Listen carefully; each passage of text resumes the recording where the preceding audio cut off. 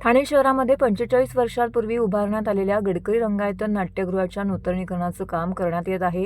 या नाट्यगृहाच्या दुरुस्तीचे काम पूर्ण होत असून आता तिथे बसवण्यात आलेल्या विद्युत यंत्रणेची ध्वनिक्षेपकाच्या आवाजाची पातळीची तपासणी येत्या 2 दिवसात करण्यात येणार आहे। त्यामुळे गेल्या काही महिन्यांपासून बंद असलेले रंगायतन आता 15 ऑगस्टपर्यंत खुले होण्याची शक्यता व्यक्त केली आहे। ठाणे शहराचा सांस्कृतिक केंद्रबिंदू म्हणून रामगणेश गडकरी रंगायतन नाट्यगृह ओळखले जाते। ठाणे शहराच्या मध्यवर्ती भागात असलेल्या मासुंद तलावाच्या काठालगतच हे नाट्यगृह आहे। 1980 मध्ये या नाट्यगृहाची उभारणी करण्यात आली। या नाट्यगृहात नाटक तसेच इतर सांस्कृतिक कार्यक्रमांसाठी नागरिक मोठ्या संख्येने येतात।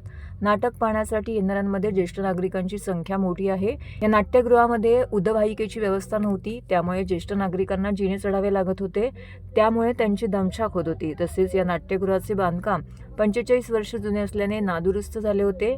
या बांधकामाची काही वर्षापूर्वी तात्पुरती दुरुस्ती करण्यात आली होती। आता नाट्यगृहात पुन्हा दुरुस्तीचे काम निघाले होते, त्यामुळे पालिकेने या नाट्यगृहाची तात्पुरती दुरुस्ती करण्याऐवजी त्याचे नूतनीकरण करण्याचा निर्णय घेतला होता। त्यासाठी नगर विकास विभागाने निधी दिला होता। या कामामुळे गेल्या 8 महिन्यांपासून हे नाट्यगृह बंद आहे, त्यामुळे नागरिकांना मानपाडा येथील डॉक्टर काशीनाथ घाणेकर येथे जावं लागत आहे।